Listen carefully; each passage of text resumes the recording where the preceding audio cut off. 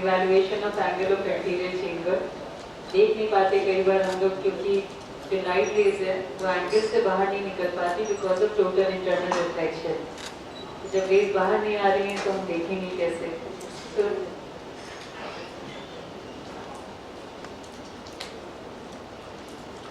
आएंगे then only we can see it. So we put either a gonio lens or a gonio mirror.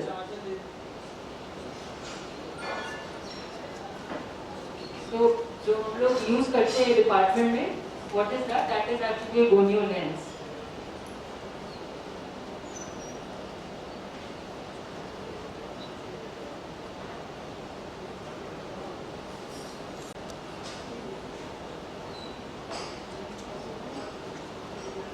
So these are the various structures which we can see whenever like we are examining the angle of anterior chamber.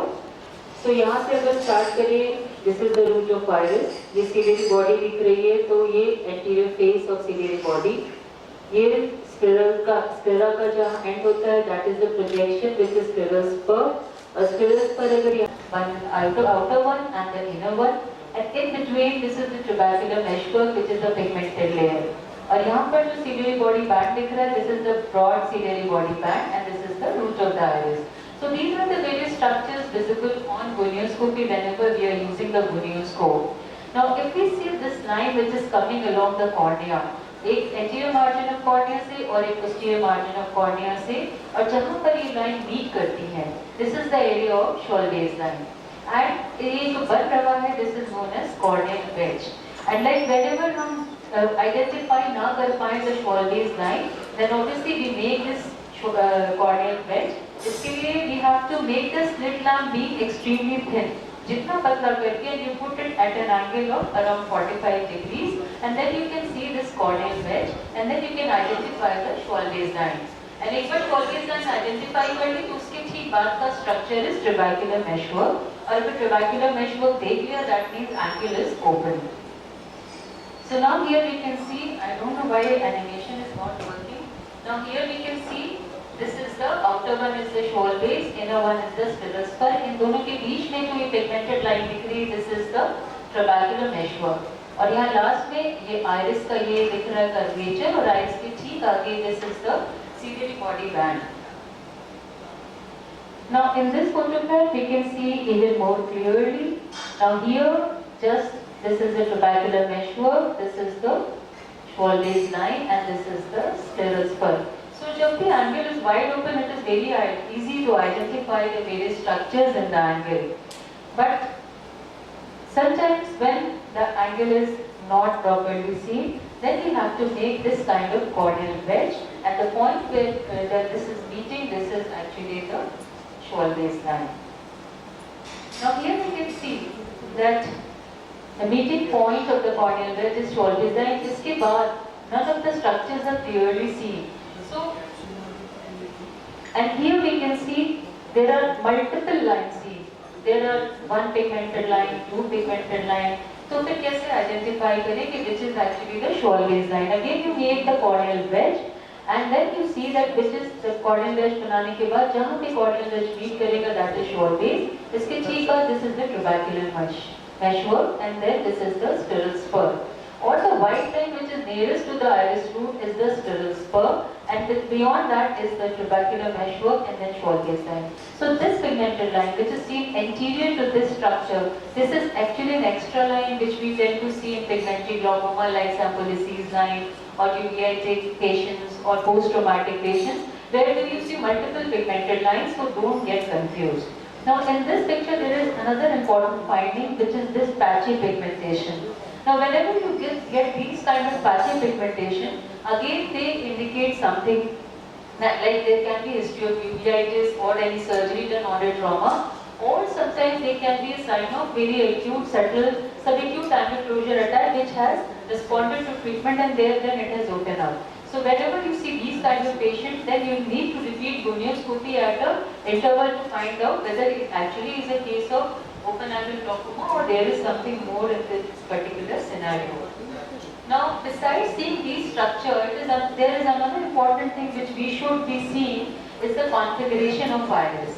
अगर हम iris का configuration देखें, यहाँ पर we can see this is a concave iris. This is just a corresponding UVF picture to show you that here you can see this is a concave configuration of iris. यहाँ पे it is concave and here also it is concave. But here you can see this is a normal regular configuration of iris. Here you can see a regular configuration, and यहाँ पे you can see this is a convex.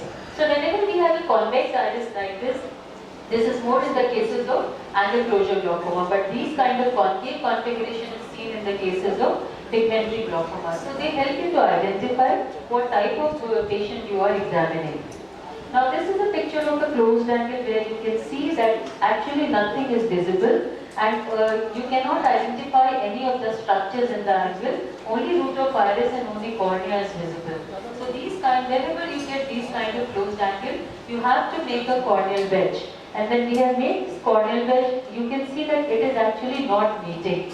इसका मतलब वो जो meet कर रहा है, that has gone inside of the angle, और जो short base angle that is inside. So in that case, हमें ये identify करना whether angle is actually open or it is opening on manipulation or it is completely closed by peripheral anterior synechia. So for that we need to do dynamic gonioscopy. In dynamic gonioscopy, you can use two of the methods. One is compression gonioscopy or known as indentation gonioscopy. That means you push the gonio lens towards the cornea. और जब इसको towards the cornea से push करेंगे तो जो aqueous है that goes inside the angle. So if it is only a positional angle closure, then obviously it will open up. Fluid से aqueous से ये open हो जाएगा. But if it is a synechial closure, it will not open up. So this you can do in the lenses like 4 mirror lenses. You can do this indentation gonioscopy. But if you have 2 mirror lenses, which we more commonly use, then you have to do manipulative gonioscopy. So in manipulative gonioscopy में क्या करना है? Patient को कहना है कि जो भी angle आप examine कर रहे हैं, उसके opposite direction में देखना है. और जिस mirror में आप देख रहे हैं, suppose you are seeing in the superior mirror, ask the patient to look up. तो जब वो ऊपर देखेगा, you are examining in the superior mirror, so automatically angles will open up if it is appositional closure. Now here you can see it is completely closed angle, and जब patient ने ऊपर देखा तो now you can see several of the structures are visible.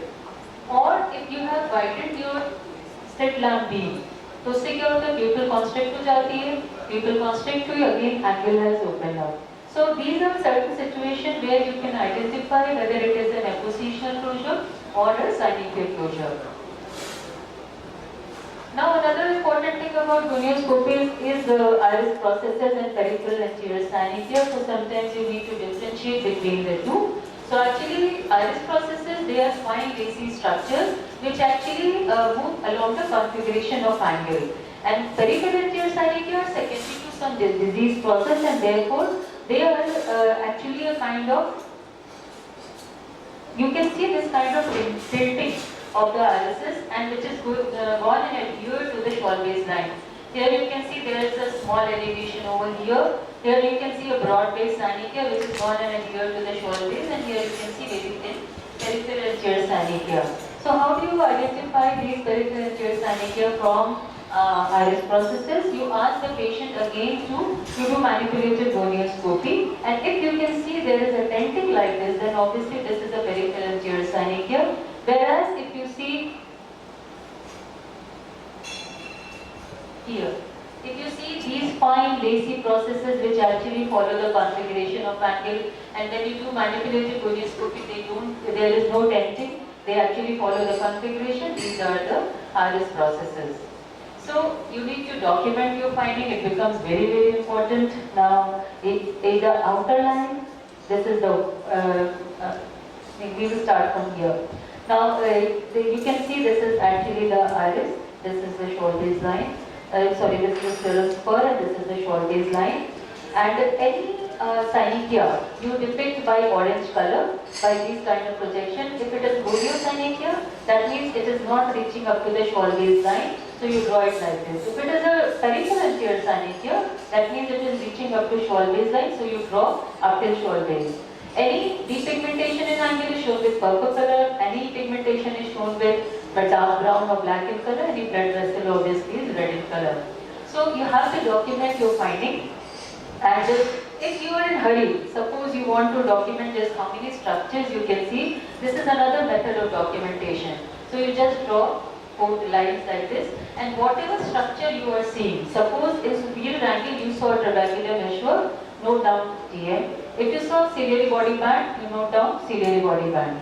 If you did not see any trabecular meshwork and you simply saw Schwalbe's line, like write SL.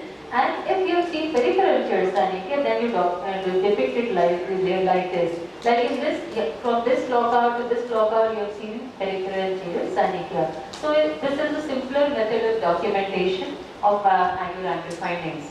Now, very few more slides just to show you few of the important structures, some of the important examples. Now here you can see that again a concave iris configuration, and when you widen it you can see this apolysis line. So this is a case of pigmentary glaucoma. Now here you can see these are white dandruff-like material in the angle of anterior chamber. So these are actually a case of pseudo-exfoliation syndrome, and this is a pseudo-exfoliated material.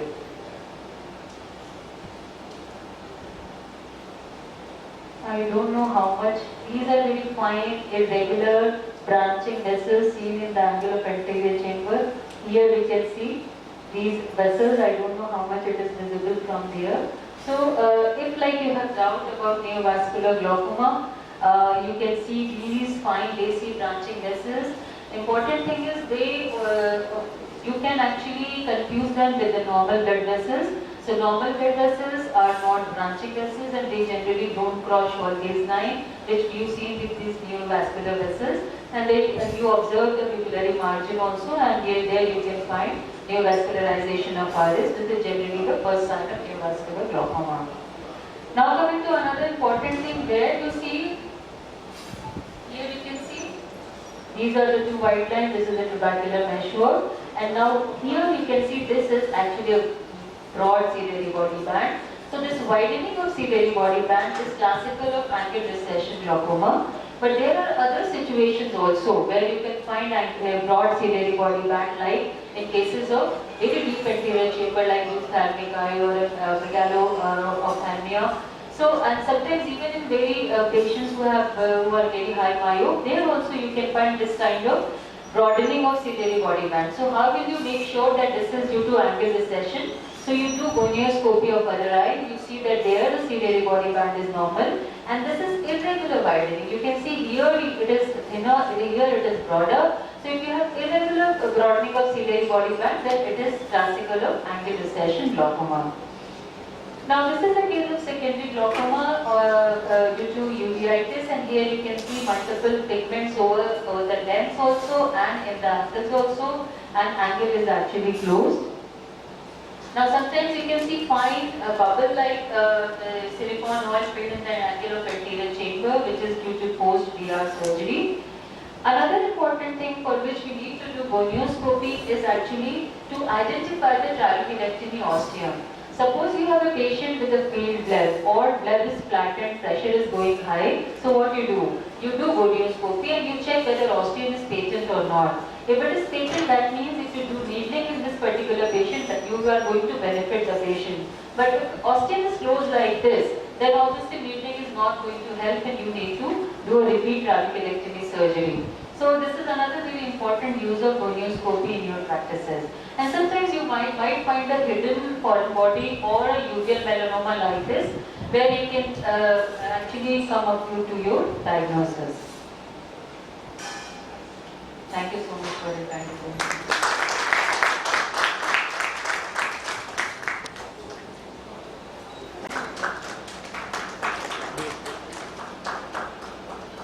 Yes.